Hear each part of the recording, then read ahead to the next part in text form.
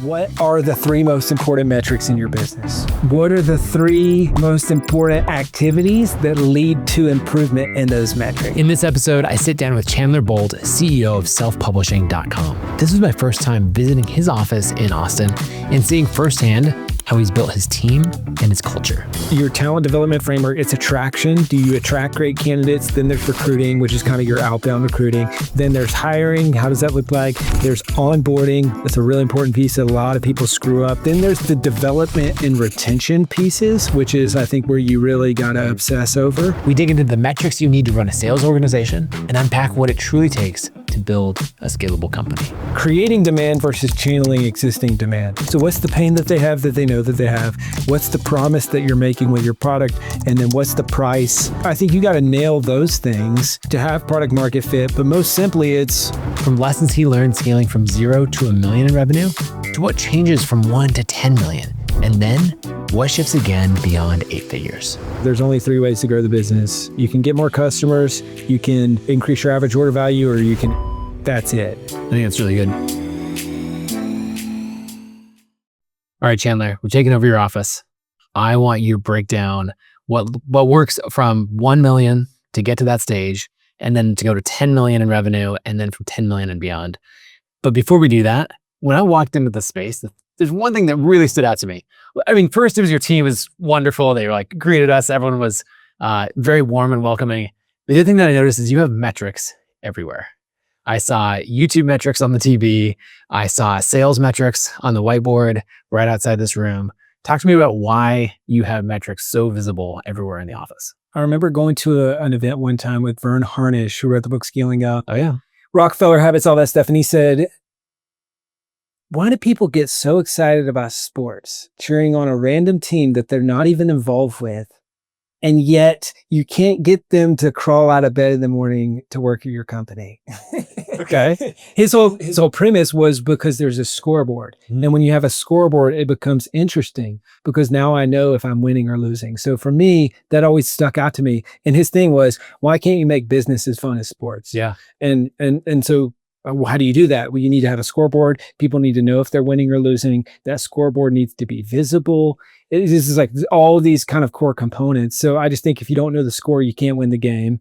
And if you don't know if you're winning or losing, you can't get excited about playing the game. So that's why, we talked about this, but we went 0 to 75 million all remote. Now we're going all in on in office, which is very, I think, counterculture to how most people are thinking. And so when I said, all right, now we finally have the ability to design our own space, which we've always been obsessed on metrics, but now we can put them in the physical space. So as you've seen, there's rocks. What are our most important things? What's the benchmark? And so I want everyone to know the score and know if they're winning or losing.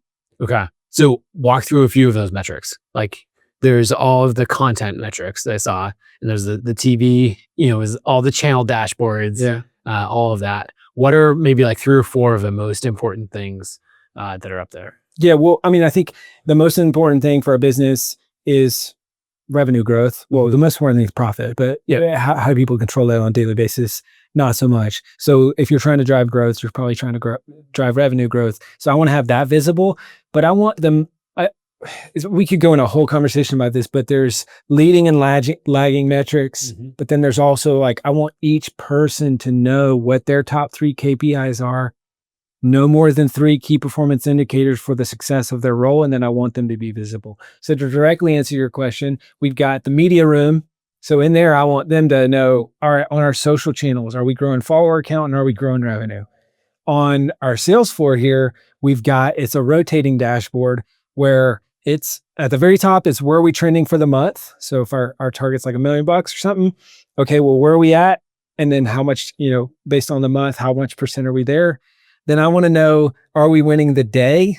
Which I think some people think this is weird, but we have green days and red days. Mm-hmm. So did we hit our revenue target for the day? That's up there on the dashboard. Also, when we do hit a green day, all you got to do is say, hey, Alexa, go green. And then the lights go green on the ceiling. It starts playing this song. Like it's I want to make it fun. The fun is in the winning. And then I want to have top performers. So on one dashboard, it's our top sales reps in order of who's at the top. and then top SDRs, nor who's at the top. They're competitive, obviously. So that kind of gets the juices flowing. And then it rotates, and it's the day. Who's made the most calls, who's connected with the most potential authors, who's set people, made sales, all that stuff. So like that's the sales metrics. But then So you had, you very clearly called out your leading indicators and your lagging indicators. So revenue is the lagging indicator. Yes. A lot of people get obsessed with the lagging indicator and they just beat their heads against the wall. Yeah. Or, it might look like someone gets a few lucky sales and so their lagging indicators look great, but the person who's been establishing pipeline and building this up is not going to show up in there for a while. And so when you balance that with the leading indicators of the conversations that they're having, leads generated, any of those things, then you can see like, okay, this work is all happening. Yeah. And it's going to materialize. Or if it doesn't, then I can at least spot the problem. Exactly. Okay, maybe it's in our conversion or some other step. Like you're doing all the work and the product is good. And so I can figure out, okay. Yeah. Well, and then we call it control the controllables. So it's like, well, what can you control? Because if you're just focusing on lagging, I don't know. And so kind of to maybe the point of what you're doing with all the YouTube channel stuff, well, your leading indicators is what's our click-through rate on the video or the thumbnail or the title? What's the average view duration, percent complete? Then what is our follower growth? And then what's our revenue? And then there's, probably some leading indicators between follower growth and revenue. But okay, because right now, I'm earlier days than you are on this whole content thing. If I was just every day talking to my content team, like revenue, we need revenue, the content would suck. Oh, yeah. Everything would be bad. It's like, all right, well, we should focus on this whole bucket and get really, really good here and trust that this piece is going to come over, 6 months from now, 12 months from now. Yeah. There's so much in that. I'm thinking about a lot of creators who might be listening who are running a solo business or them with 2 to 3 team members. Maybe they're driving $1 million a year in revenue. And so they've got this like epic business and they're thinking about how do I scale it, but probably not tracking metrics. I know when I was in that position, I didn't track metrics at all. I was looking at revenue and maybe follower count and all that, but I wasn't breaking it down and leading and lagging indicators. Yeah. Are there things like at that scale, maybe you don't have a sales team that you'd be thinking about you'd want to track or how you'd want to handle it? Well, I think the question that I would ask that creator, right, is maybe at about $1 million a year is, what are the 3 most important metrics in your business? Do you know what they are?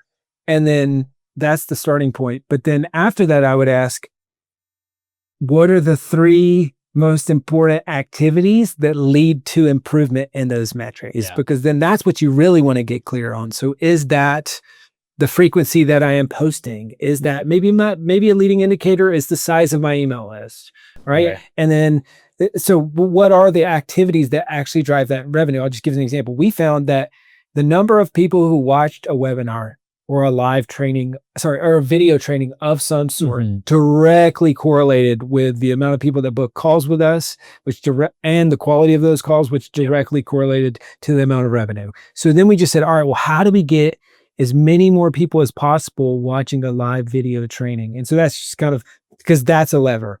And then there's other ones in the business, but just figuring out what are your top 3 metrics in the business and what are the top 3 kind of levers to improve those metrics. I'm realizing this is why so many people like YouTube so much. So many creators like it, is because you have all the metrics, like the scoreboards, the tools, it's all built in. You're like, okay, it's like stepping onto the football field. You're like, all right, I know how to play this game. It's fun. I know if I'm winning or losing. And kind of overwhelming. But yes, it's very overwhelming. I promise it's fun. It's fun. Keep telling yourself it's fun. You were talking about the red days versus green days. Yeah. And making it fun in that way, like having the Alexa cue, which I guess we can't say too loudly because you're like whispering. Start triggering people's Alexa. Yeah. But in that, is there a ratio? I guess it comes down to how high you set your goals. Is there a ratio that you look for of like red days and green days? Because if you were 100% green days, you probably didn't set very meaningful. Yeah, the goal isn't high enough. I don't know about you, but I've never had a problem setting too low goals. I haven't either. Our teams are just like, we hate you. Yeah. They told me that many times. But I would suspect a lot of people watching this maybe don't have that problem either. But the core premise for me, and kind of where this came from, is I remember one of my first businesses, I ran a house painting business. So we would knock on people's doors, convince them to let us paint their houses, and then we would paint those houses, right? And so I met with my boss at the beginning of the year. I said, I want to be number one in the company, number one in the country. I want to do 100,000 or 130,000 in revenue or something like that. And he said, okay, well, let's map back all of those things. And so then he said, well, what do you need to do per month? What do you need to do per week? What do you need to do each day? And we just kind of mapped it out. And it sounds so simple, but I think so many people don't do that. Where it's like, okay, I want to hit 1 million with my creator business. Okay, well, what do you need to do per month? Right. 83,000 and some change, right? Okay, well then what needs to happen for that to happen? And so that's where the premise started. And then I just realized that in my pursuit of being number one in that company and number one in the country for that organization, my premise of, I'm a college dropout and C-level English student with ADHD. So if you can't explain it on a napkin, I probably don't get it. So I'm just like, well, logically, if I want to be number one in the country, I need to be better than everyone else in the country every day or more days than not. And if I can't definitively say yes to that question, was I better than everyone in the country today for enough days in a row? Well, then I'm probably not going to hit my goal. So that's kind of where it came from to just, and then in the business, it kind of, we've embedded it to where it's just like, what's our target for the year, right, for the month, whatever. Okay, so are we green or red? Like if we keep going red, we can't expect to hit our monthly goal. So I don't know if that answers your question, but that's just kind of how we think about it. Yeah, that makes sense. So would you, I guess to try to get to a percentage, would you say you're 60% green, 70% green? Depends on the season. Yeah. When we're not performing well, we're probably 30, 40% green. Okay. When we are performing well, we're probably 60, 70% green. Okay. Almost never 100 unless, or near 100 unless we're just ripping and something crazy happens. Yeah. Last month, that was good. That's a good month. That's a great month. I like it. I'm like, wow, okay, there's something, this whole winning thing. When you set lower targets and then exceed those targets is actually way more fun. That's an interesting thing because I'm the person, it sounds similar to you, where I'm like setting these big targets and we don't hit them. And then if you set slightly lower targets and don't hit those, like you can get into this vicious cycle that's pretty demoralizing for the team. And we're having a year right now where for the first time in a while, we've always set high goals. This is the first year that we're like exceeding them consistently. And you're right, like it's really, really fun. And so I always struggle with that balance of like where to set the goals so that it's a stretch, but also motivating rather than demotivating. That's the story of my life. I mean, I think it's neither of us have the answer. It's a Kanye lyric, reach for the stars. If you fall, you end up on the clouds.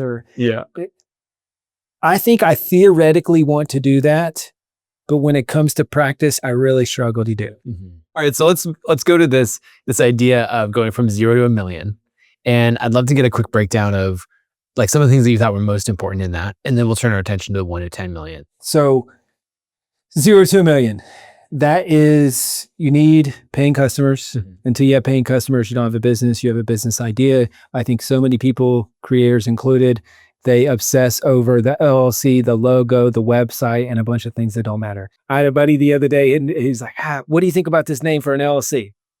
I'm like, you got customers yet? That's such a good question. I don't care. The LLC name does not matter, right? You need paying customers. And so I want to, that is the most important thing. And then you probably need some sort of lever or customer acquisition tool. So, I mean, for me, that was borrowed audiences. Mm-hmm. So I think, how do I go one to many in front of other people's audiences is kind of like I grew up riding dirt bikes. Like it's kind of like the jump start to the engine. So can I do partnerships? Can I do, in your world, can I get a mailer to someone's newsletter? Can I get on someone's podcast? Can I go speak at an event in front of 100 people? So can I go one to many in a way that can get paying customers? And so in that, like there's a million ways to grow an audience, to get attention, to get leads and all of that.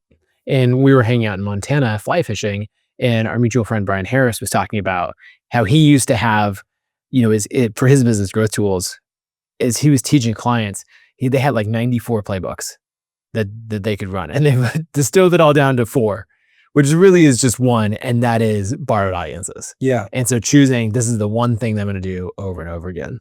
Brendan Dunn, who is an amazing content creator, like marketing automation expert, I've watched him do this where he's like, look, I'm just going to do webinars and workshops to other people's audiences.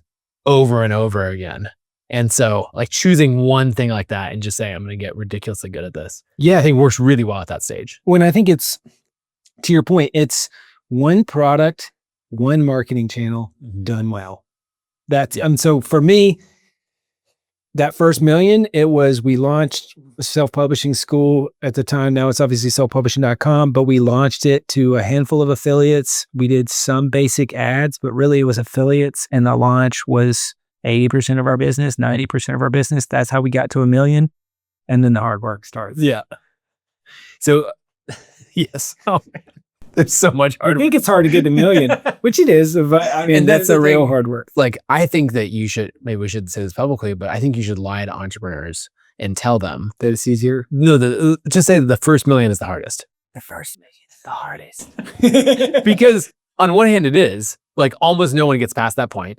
And so for 95, 99.9, whatever % of the human experience, like the first $1 million is the hardest. Yeah. And then once you get past that point, it's like, the next 10 is the hardest.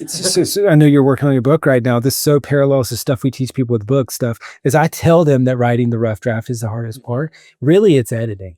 But you can't edit. But I'm like, well, you can't edit a draft that you don't have. So how am I going to pontificate about the future hardest part? This is the hardest part. And then they get the draft down and like, congratulations, you've now officially entered the hardest part, which is editing your work. Yeah, and that's where I'm at right now. I have just finished the rough draft. A little to tweak in the conclusion, or that sort of thing. Then I'm like, okay, this is a basic rough draft. And knowing from you and all my other friends who've written books, like, okay, now it's like we're 80% done, and now we just got to do the next 80%. Yeah. So Nathan, how did you become an alcoholic? Well, I started editing my own book. But I think like back to the whole million and all that stuff. It's okay. The first $1 million is the hardest. But then the real work starts in my experience. And I don't know, I'm sure you've seen this in your world. There's so many $1 million business owners that make less than any good. Oh, yes. I mean, they probably don't even make 100K. You might make 50 grand, 75 grand. And so that is like the broke, you don't have a business, you got a job. I know so many people who made significantly more, like made incredible amounts of money up to $1 million. And then they went to take that next leap, and their margins went from 80% to 10% as they hired a team, and their stress went through the roof and everything else. And they're realizing like, wait, I'm taking home the same or less than when I had just a job and not anywhere near the level of obligation that I have now. Yeah, 100%. And so this is where I think it's important we just did this whole series on our YouTube channel. It's like we call it the 8-figure profit bridge. And it's like, there's 5 P's in this profit bridge. And the first one's paying customers. But I think when you go from 6 to 7 figures, you got to go from paying customers to product market fit. And I remember when I lived in San Francisco, I had this guy that said, I don't go into a company until they have product market fit, because it's the least efficient part of the whole process. And he's a marketer. He's like, I can't market something that doesn't have product market fit. And so I think that's something that not a lot of people talk about, but you've got to then say, okay, can I do this at scale? And do people want what I have to sell? And so maybe that's where you start tinkering with the product to just say, all right, how do I make sure that people love this and want this? And then you move into, all right, now we got to have scalable customer acquisition channels. We got to get into some of the basics of like, our lifetime value needs to be greater than our CAC plus our cost of goods sold plus our operating expenses, and like kind of all that like basic unit economics that you got to have to scale. And then you've got to have scalable customer acquisition channels that both that can increase, but that also are profit. I mean, I've got a whole bunch of things I could talk about there, but that is where we start to get into product market fit, and then ultimately building out your people, your process, kind of all that stuff. So let's go product market fit. How do you think about when you have product market fit, or being able to recognize if you're sitting down with another entrepreneur and being like, oh yeah, you've got this is ready to scale, or if they're ready to scale, or they think they are, and you're like, actually, can we rein it back and like focus on if you actually have product market fit? Yeah, I think the most simple way to figure it out is answering the question, when you talk to your ideal customer and explain what you do they say, where can I get that? And could you write it on a napkin And then they say, oh, where can I get that? So then we think about, person, pain, promise, price. So what's the person that this is for? What's the pain that they have that they know that they have? It's got to be painful. It's easier to So sell. that they know they have is really important. Big one.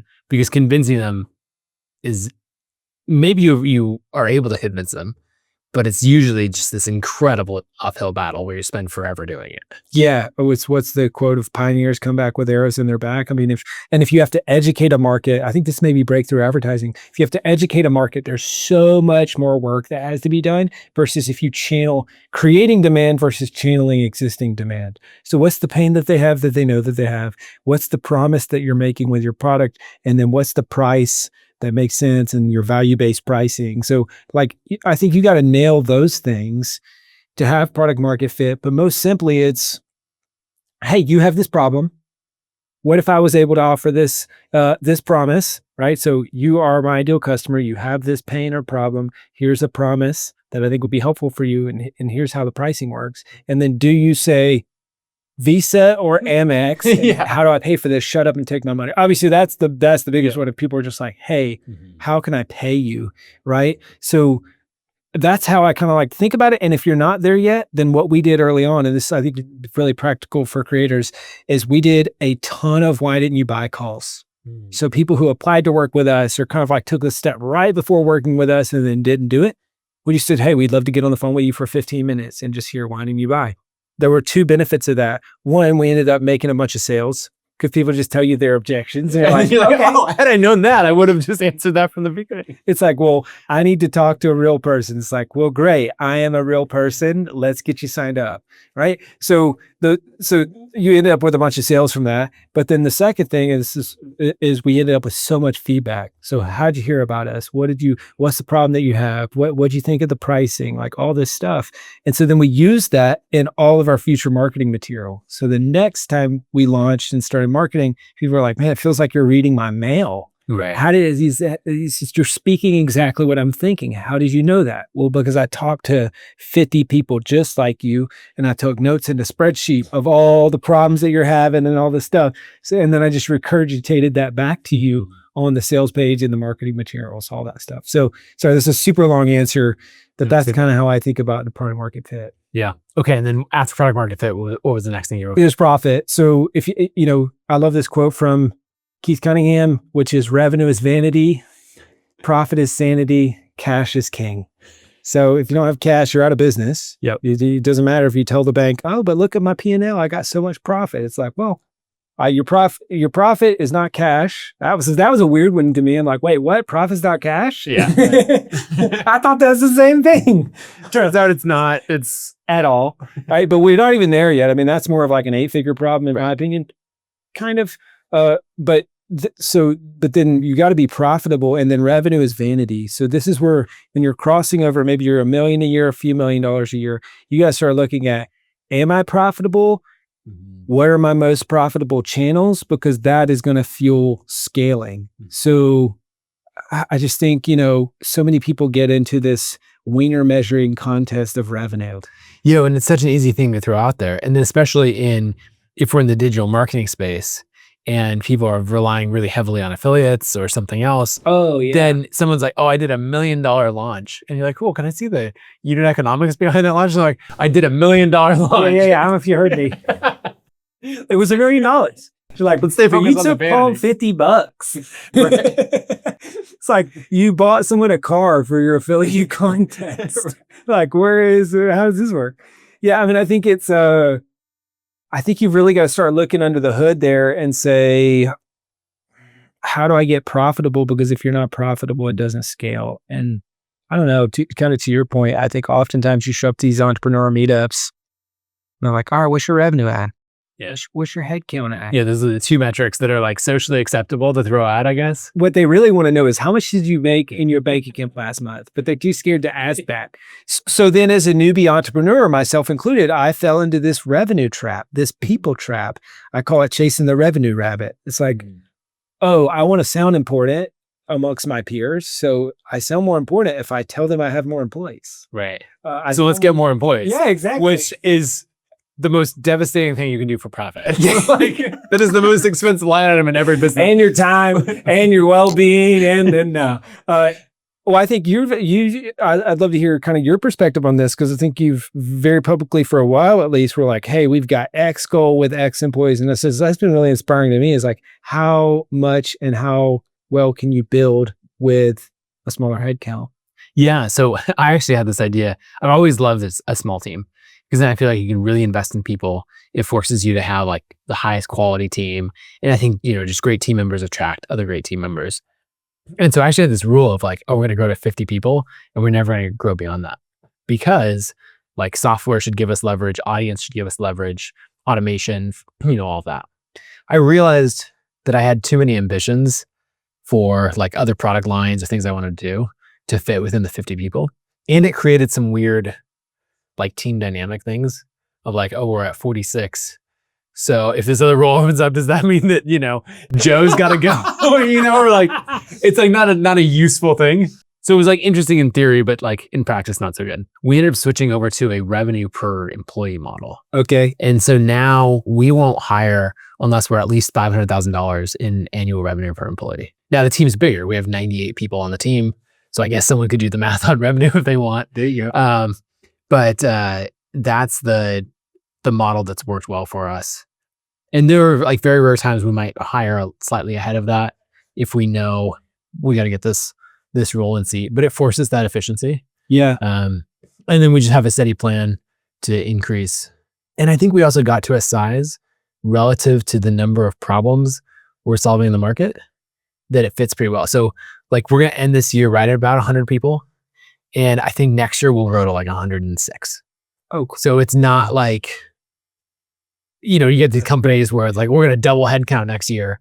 I'm like, no, we're going to double profit. Don't double headcount. Yeah. That could be the hook of this episode, doubling profit without doubling headcount. Yeah. So there's so many things in there. Like for me in this journey to 10, I actually probably learned it later because we were in this like just scale revenue. And in the software world, that's all anyone cares about is revenue. Like in startups, and I mean, you spend all your time in Silicon Valley, like, they don't care at all. Unicorn or bust. Yeah. And so we focus very heavily on revenue growth. So I didn't actually even pay attention to gross margin until, I don't know, like 5 years ago or something. Like we were probably well over 20 million in revenue before I paid attention to gross margin. And now it's something that we're like, this year we're paying a lot of attention to it, because a 1% increase in gross margin on, 50 million in revenue is really a lot of money. 100%. And then you were talking about like customer acquisition costs and lifetime value. If you can, we're like so in the weeds right now, but if you can improve gross margin, even a little bit, that gives you that much more that you could spend to acquire a customer. Like if you're going head to head with a competitor, like that is a true advantage. Yeah. And so things like, as we look at our server costs, there's an extra 75 grand a month in server costs that if we can switch to a totally different architecture, and it might take us 6 months to do it. But that's worth it, because if it frees up that money in gross margin. So that might be, in the 8 figures and beyond. Yes. 100%. But those are things that really matter. But there's a version of that in here. Yeah. Right. So we talk, you've got paying customers, you've got product market fit crossing the $1 million mark. Then, okay, let's get profitable, because if we have profit, then we can scale and we can reinvest that in growth. And then I start thinking about, a few other things, but there's people and there's process. And so now, before even getting into the people and process stuff, what are the levers that you're using to grow? I mean, I love this framework of there's only 3 ways to grow the business. You can get more customers, you can, increase your average order value, or you can increase your lifetime value. That's it. So then when you're in here, you got to figure out, okay, am I in the new customer acquisition business solely? That's where most people think all their growth is going to come from 1 million to 8 million, or to 8 figures. But for a lot of people, it might be, how do we increase our average order value? Or how do we increase our lifetime value? So those are some of the levers. And then when we're thinking about profit rolling into the people and process piece, I'm kind of jumping all over the place, but I think about it's the boring stuff. Reduce our expenses, because most people, when you think about adding another 100K in profit, if you're at 10% margin, you pull 10 entrepreneurs 9.9 out of 10 of them are going to say, how do you get an extra 100K in profit? Add $1 million in revenue. That's really hard. Yeah. What's way easier than that? Cutting $100,000 in expenses. All right. So I look at how can we attack the expense stack to your point, and then how do we increase accounts payable? So let's say you got $100,000 a month in expenses in your business. Well, can we increase our payable days by 15 days? Now all of a sudden you got 50 grand of extra cash sitting with your business all the time that you can invest in growth. You're thinking about your cash conversion cycle. Exactly. Yeah. And then your receivables days, which I know isn't so much of a thing maybe in your world, but when do people pay compared to when do they get the service? Right. So can we push that up? And so there's 15 less receivable days or whatever. Well, if you're doing $1 million a month in revenue, that's an extra 500K in revenue. So it's just like, what are all those levels or those levers? Then we got to build a team of really, really great, competent people. Maybe Joe's got to go and you're for hitting 50. But then we move into the process. Right. Well, let's go on people, because that's such an important one. What are some of the things that you beliefs that you held or ways you built the team before versus the way you would coach someone through building a team today? First off, you got to have the mindset of what it takes to hire great people. I think so many people, and this is maybe even more at the 7-figure mark, they just hire the first person with a pulse. Because by the time you're willing to work for me and you know something about this, great, you're in. You're hired. And I think it's because by the time you're hiring, what do you not have time for? Anything. That's why you're hiring, right? And so what do you especially not have time to do? Hire. Yeah, because it's actually more, you're at 110% capacity.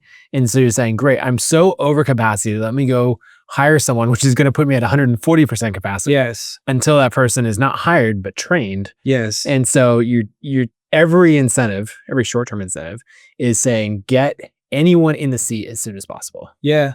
Which is horrible. It's horrible advice. So you first off have to be committed to doing the real work to hire great people.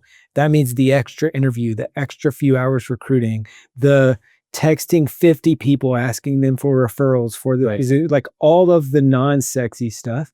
Then there's the practical stuff, which is, I'm a big fan of the book called Who by Jeff Smart. Okay. It talks about the 4 S's of hiring, right? You got to create a scorecard for your role. Most people don't do that, or they think like, hire my first employee. They need to be creative, analytical, they need to do taxes, but they also need to be able to run my social media and my email. It's like that person doesn't exist besides maybe you.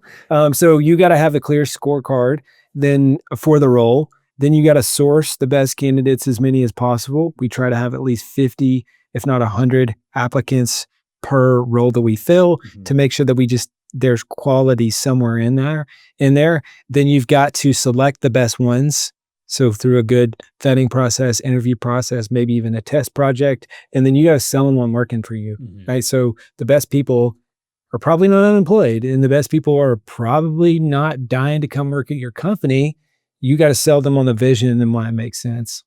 I think that's really good. One tip that I found to be helpful, actually, I'll do 2 things. One on the getting your candidate pool. You're talking about sending all those text messages and all of that. Something that really helps is there are people that you would love to have come work for your company, but they probably wouldn't. And maybe they're doing their own thing or something else. They're at what seems to the outside as a dream role. What I always do is I text them and say, hey, here's the job that I'm looking for. I know it's an area that you have a ton of expertise in. So if you know anyone who would be a good fit for this role, please tell me. And 9 times out of 10, or 95 out of 100, I don't know, they'll go, cool, I'll think about it. Or have you talked to this person? But there's a decent number, at times where that person says, yeah, I'll think about it. And I don't know, it's kind of a long shot, but we should chat. Would you want it? I'd kind of be interested. And that's the best. And so different than me saying hey, Chandler, will you take on this role at the company? And I don't know how you would respond. Right? Are you going to be honored but no? Or are you going to be insulted because it's way below what you think of in your career? Or you're 100 grand a year, there's no way I'm working for that. You just have no idea. And so people don't ask. And so instead you say, do you know anyone? Here's the exact role. It's in your wheelhouse. So do you know anyone who does that? That I love that. really, really well. 4 most powerful words in hiring. Who do you know? Right? Just, I mean, because exactly to your point, you can brag on the role without it feeling like you're trying to sell them on it. Then the other thing is, if you go to selling, what I do, every key role that I'm hiring, so let's say a manager or director and above, right? Where I'm having a conversation with them, I don't sell them on the role. I've done a lot of content. I've got things out there. We've got a documentary. We've got lots of things on how we work. You understand our team retreats, our culture. Like there's a lot of content out there that they've consumed through the process. Oh, that's when cool. you and I are sitting down to have a conversation, my entire conversation is like, Chandler, here's all the reasons you should not join. I like that. And I just talk through like, look, made up things, right? But our sales team that you'd be inheriting, it's a mess, or here's this, like, right? Our product team here's everything that's wrong. Churn is actually down a lot. And 3 people before you have tried to fix that and have not been able to, right? We're like, and it's not, there's nothing fake about it. It is the actual problems. So it does 2 things. One, if someone's like, that is a disaster. Like that is not, for whatever the place I'm at in my life, whatever else, I do not want to take that on. Great. Yep. I would love to know that today and not 90 days from now. Yes. Like we had a director of marketing join, and I did not do this effectively in this role. They joined, came to our first team retreat, all the stuff, and then took another role. I think they were on the team for like 25 days. Oh, and like the whiplash, it's the worst thing. Absolutely brutal. It's so bad. And so everything possible to avoid that. Yeah. So what happens is they're signing up for a role that they truly understand. And then the other thing is the right person doesn't need you to convince them this is the right job. They'll convince themselves. Yeah. And so they'll go, that's the biggest problem you're dealing with? I've sold that 3 times already. Yeah. Like, I like that. And they're right in there and they're like, great. I'm more and more excited for that. Yeah. And so I always reverse sell. I like that. I mean, it's really similar. I mean, I've learned a ton from you over the years and just really respect how you built your business. I think it's very similar to some of what I do at the end of the interviews. It's like, all right, cool. This is the part of the show where I try to convince you not to work here. Like, here's the red flags I'm seeing. Yeah. I'll go to the hiring manager. Hey, do you got any red flags that I'm not seeing? You want to talk? And I just like, can they handle it? We're going to dish it out. Can you handle it? And here's all the reasons you shouldn't work here. Yeah.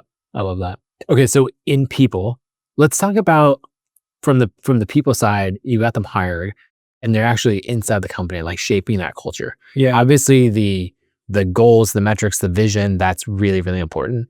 What other things play into that? Like, how do you think about a team? Broadly speaking, there's a talent development framework, and then there's kind of the underpinning soft skills, right? So if you think about your talent development framework, it's attraction. Do you attract great candidates? Then there's recruiting, which is kind of your outbound recruiting. Then there's hiring. How does that look like? There's onboarding. That's a really important piece that a lot of people screw up. They just give you, hey, here's a login and a desk or a computer and good luck, So really dialing in that onboarding. But then there's the development and retention pieces, which is, I think, where you really got to obsess over.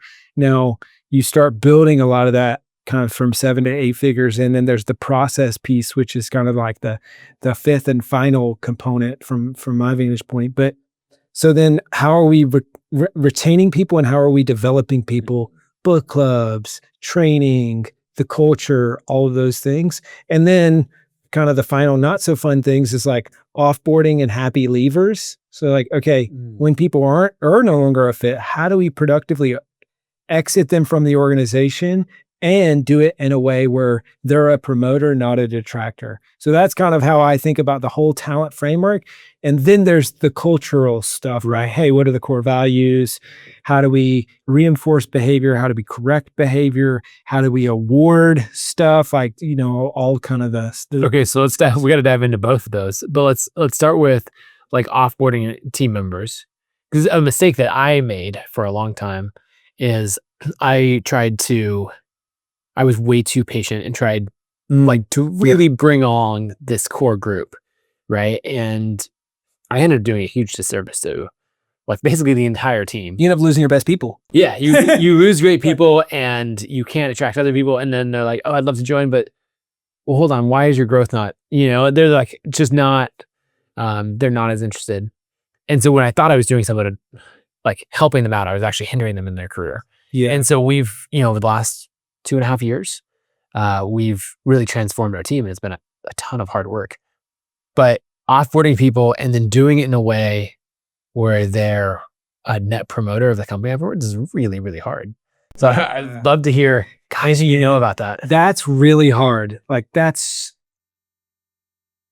a couple things. I mean, I think if someone gets let go and they didn't see it coming, you've totally failed it. Yeah. So, I mean, obviously that's on you. 100%. Yeah, it's totally on you. Now, I think PIPs, you should have performance improvement plans that aren't like checking our boxes before we fire you, but real, like they should have early enough in the process that people can correct their behavior. That's a mistake a lot of people make. We've made this a ton, is we don't do it early enough. And then by the time we do it, it's like, okay, yeah, we do need to cover our bases. The chance of this working is actually 0%.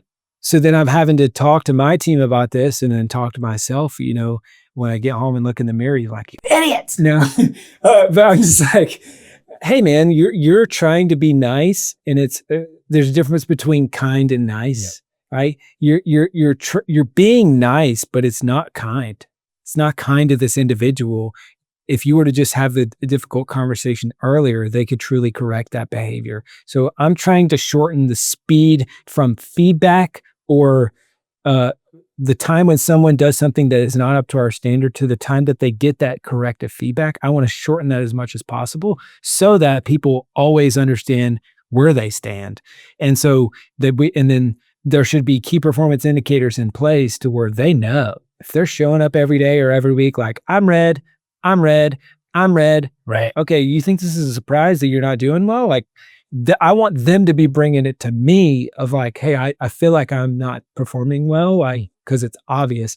So my thought is always, what's the one thing that we could do that would make it default on so that my leaders or my team don't have to do it manually? So like just little simple things like the KPIs and them reporting them weekly on their one-on-one and on the team meeting. That one thing, people know whether they're winning or losing. So that's a bunch of the stuff in the middle. But then I think that one thing that people miss is they don't just have a checklist for onboarding and offboarding.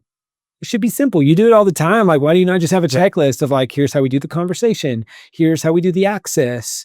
This is all kind of like, because I don't know about you, but by the time someone's leaving the company, it's like, I'm not trying to spend hours and hours exiting them. I'm like, all right, the decision's made. Let's just have this run. And then I need to be focused on the people who are here and who are growing the company. So how do you offboard in a way that it's just not sucking all your time or people on the team's time? I think that the metrics and the how do you know if you're winning or losing is such an important thing. And that's something that we're getting better at it, Kit, but not to the level of like your green days and red days or that sort of thing. But because then if someone's coming to you and saying like, this isn't working, I've implemented like 4, like it's not through a lack of effort, but I'm not able to succeed in these KPIs.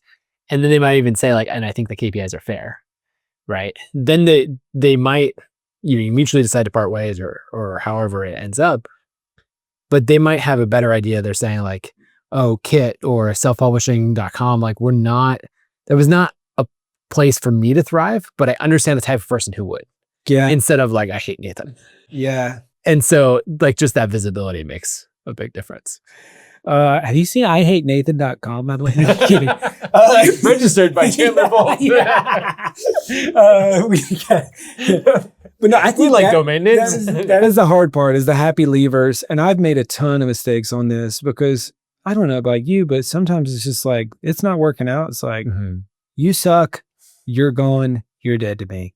I'm saying that like in jest. I don't often really feel that way. Every now and then I do. But so then I don't have the conversation that would have taken 15 minutes that would have just helped it end well. And so those have been some of my biggest regrets. So now I'm trying to figure out, how do we do that organizationally? Because, as you realize, you guys are almost 100 employees. It's like, well, I can't have a conversation with every person or 3 conversations with every person that leaves or enters or whatever. So like, how do we have a mechanism? Maybe it's an exit interview process or stuff like that. But so we're still figuring that out. Yeah. Okay. So the last one that you said is process. So talk about like the processes that you've implemented. And I'll just say, coming from like the creative side, I'm a designer, I'm a writer, I'm like, I hate process. And then I see everything fall apart without it. And so I'm like, now I love the right amount of process, and I love hiring people who will implement the right amount of process and hold it to it. But what are the things that have been really important for you on the process side? I would say there's the mantra, and then there's maybe the mechanism. So the mechanism I learned from Dan Martell, mutual friend of ours, it's a playbook. You need a playbook. Teams have playbooks to run the plays that run their team. We're flipping through and we're like, all right, here's the play we're calling. Here's the play. We're doing a podcast interview. Here's the play, right? So you need to have a playbook. A playbook is systems, references, templates, SRT. So what are the systems or SOPs? Then what are the references? This is like, oh, hey, here's Nathan's brand style guide. This is how we do the logos for the podcast. This is how we do all the things. It's another, I don't know if they picked up the bell. I heard the bell. That's a fun, so when come back to that, okay. Build winning and KPIs and all that stuff in there. But so then there's references that people can use, and then there's templates, which is stencils, clonable things like, hey, we do employee evals. Well, there should be a template for that. And then we just use that template every time we do an eval. And so what I realized the problem I was running into, and you'll definitely hit this between 7 and 8 figures, is I'm doing everything from scratch as if I've done it for the first time.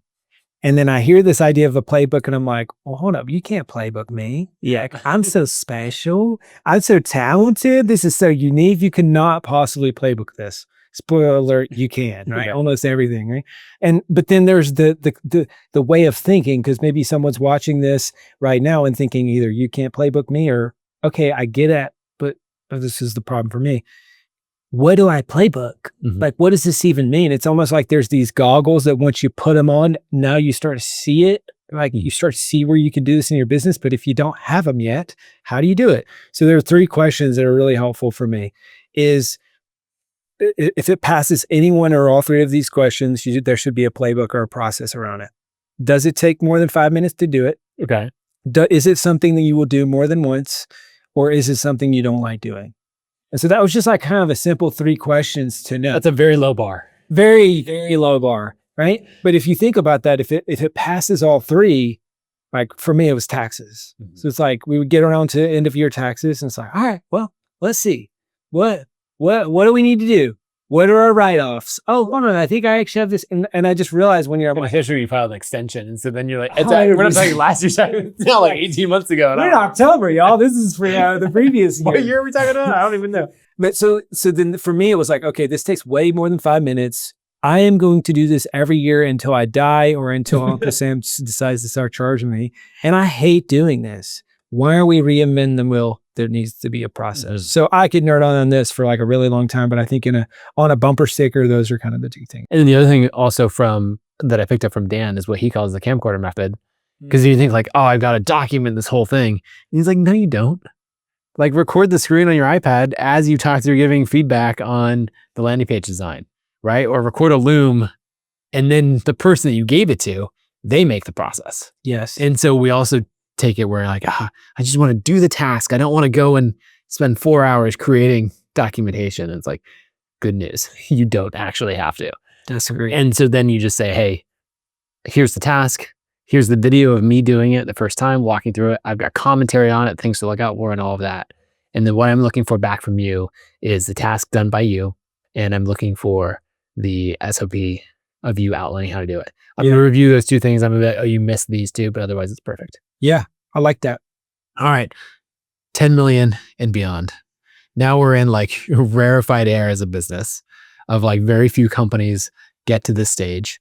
But what are some of the biggest shifts that you made as as we tip over, add that extra 0 on the end, things change again. That's like the, what's it? Is that 2 commas? I think it's 2 commas. Is that we're still in the same number of commas, but yeah, there's no more commas. I can't. There's another comma, but it's a ways off. Yeah, it's a ways off. So, gosh, we were knocking on the door of this for a while, and it just felt like this ceiling that we couldn't break through. It was 10 million a year, and it was our first $1 million month. Those were like the 2 big things. So I think it takes an insanely scalable customer acquisition channel. Yeah. So I mean, you got it. If we go back to those 3 ways to grow a business, I mean, it's you either get more customers, you increase your average order value or lifetime value, and then preferably all three. But then you need a scalable acquisition channel. So I watched a buddy of mine, we lived in an entrepreneur house together. He runs a company called Dr. Squatch. It's like this high quality soap. So they got really good at funny ads, and then they just cranked that up. And then subscription. So the underlying LTV was better. It was direct to consumer, all that stuff. Which allows them to spend more money to get those ads out in front of more people. Yes. Your lifetime value is greater than your CAC, right? So I think you need one really, really scalable channel. Which one is the most powerful number and is also the most scary number? I mean, because I'm like, I want a really great channel, but then I want to be in the farm league with my number 2 and 3. And this has actually happened multiple times in the business. And this is part of why we were stalling out, is because we're scaling with that channel, but then hold up, Meta decides to start charging more. Or like that gets more, they're not really deciding to charge more. But the ad tracking changes and whatever else. Yeah. Oh my gosh. The pixels out. This Cambridge Analytica, they're banning the pixel now. So all of our ad calls. It changes SEO, any of these things. You master a channel in it. So you got to have those 2 and 3 spots, because we've had stuff that like, okay, business development and partnerships is now our main thing. Where there was a while where it was content and SEO, but now AI is cannibalizing some of the SERPs. So now we're down like $1 million, $1.5 million from our organic content. So where are we going to make that up to just stay even, much less grow, right? So then you start looking at that. So that's where I think you've really got to be able to scale customer acquisition. You got to scale leadership and executive team even more. So there's more of the stuff that you're already doing, but then repeatable process. Can you add people and expect a revenue, like your revenue per employee? Like it's a bunch of that stuff. But if you can't acquire the customers, you can't scale. So that's where it breaks down, I feel like, for a lot of people. Those 3 buckets of the only ways to grow a business, I think, are really important, because what's going to happen if anyone's like you and I, we're reading books, listening to podcasts, and just constantly have new ideas. And, so many of them, you could be like, oh, that could work in my business. And so you're like, now I'm going to try this, and I'm going to try that. And if you can ask yourself, okay, which of the 3 levers is this idea trying to pull? You're like, well, it's increasing LTV, right? Or increasing retention. And it's like, great. Now it's in that bucket. Now it's not a new idea against everything. It's a new idea against all the other ideas in that bucket. And you say, is this the best way, not the newest way, the best way to increase LTV? Yeah. Or is this the best way to acquire new customers? Because starting a new acquisition channel from scratch is a ton of work. And if you're constantly telling your team, hey, I was just listening to Chandler's podcast, watch his YouTube video, and selfpublishing.com is doing this thing, we should do it too. And the team's doing this. And then like 2 weeks later, you're like, hey, Dan Martell is doing this thing, and you're like back and forth. Cody Sanchez, you're like, whatever, right? You're all over the place. And so if you just say there's only 3 buckets, where does this new idea fit within it? Stack ranking against it. Does this beat out, like, is this our top 3, top 4 things in here? If not, log it, maybe next year. Yeah. Well, it's probably not going to be bucket 1, right? Everyone goes to new customers. But what if you could just double your average order value? Yeah. You think that's harder or easier than doubling the number of customers? So I know you got some fun recent things. Got some recent things on this. So I did not raise prices on Kit for 12 and a half years. That's how far we are into this business. We had the same pricing all the way through. We added our pro plan where people could upgrade. But that was the only change. And so we actually this year said, okay, we're going to raise our prices, not in line with inflation, at like a third of inflation over this period of time. But that added millions in revenue, and watching it kick in, and you're just like, oh. And we had a bunch of customers who were not making money off their email list or that sort of thing, who were like, hey, my price going from $29 to $39 a month, is really meaningful.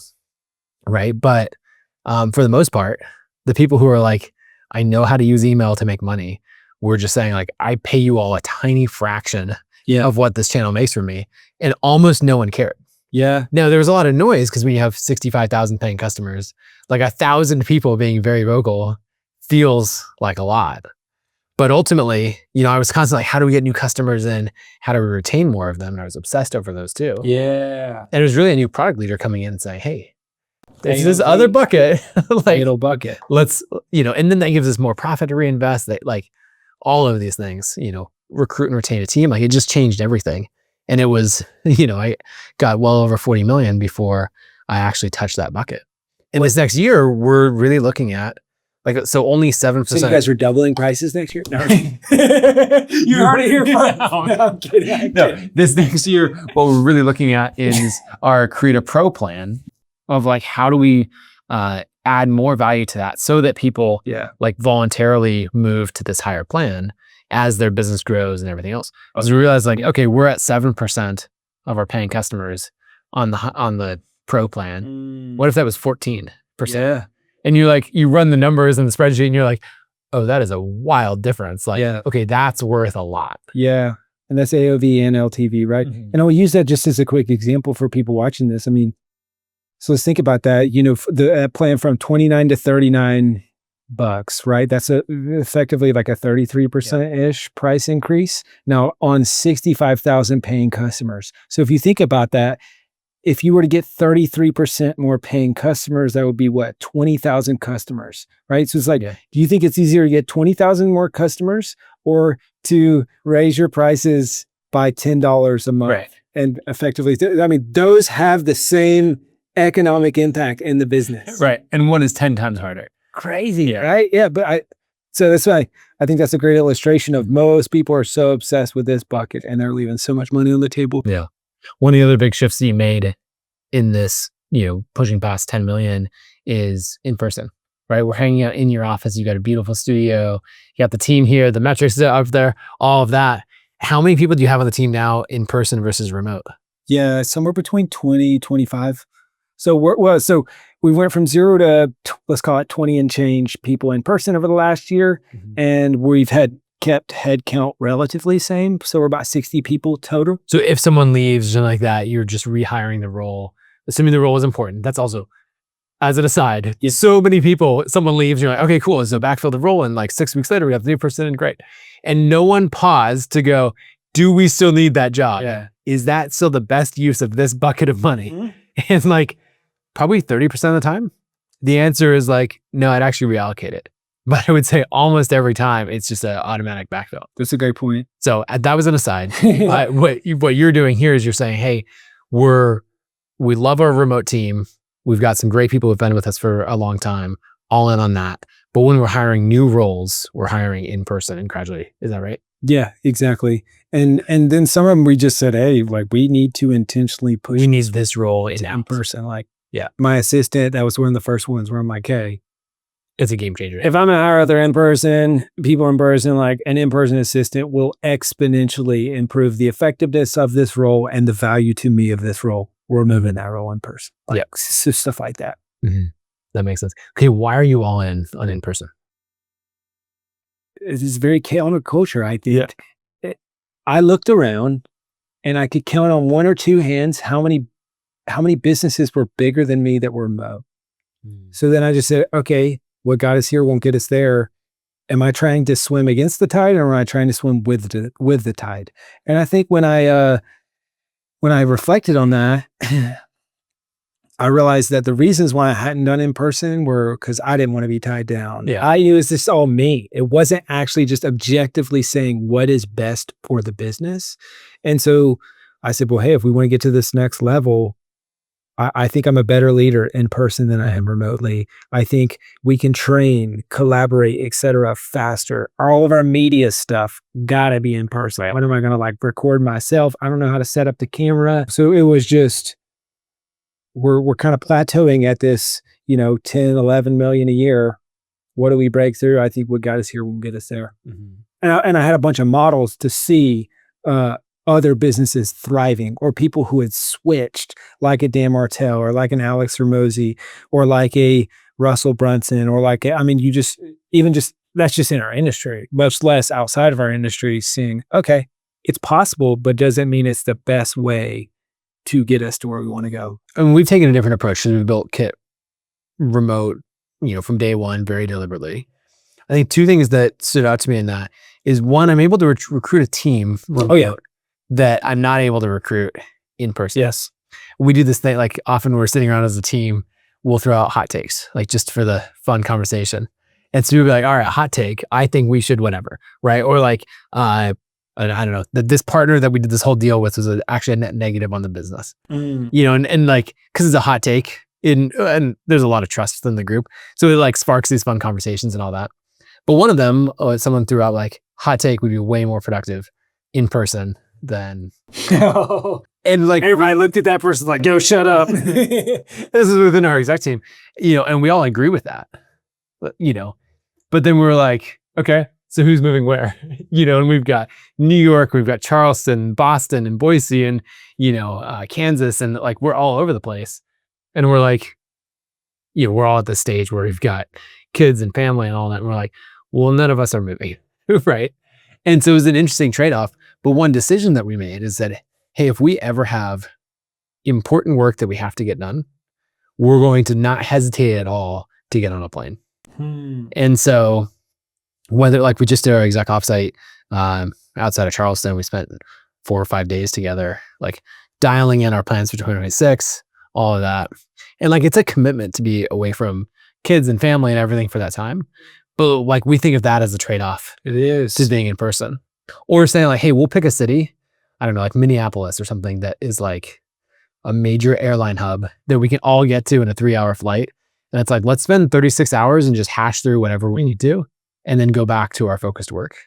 And so like I guess all that to say, I think that for like fast moving decisions, and like a very highly collaborative environment, in person is better, like hands down.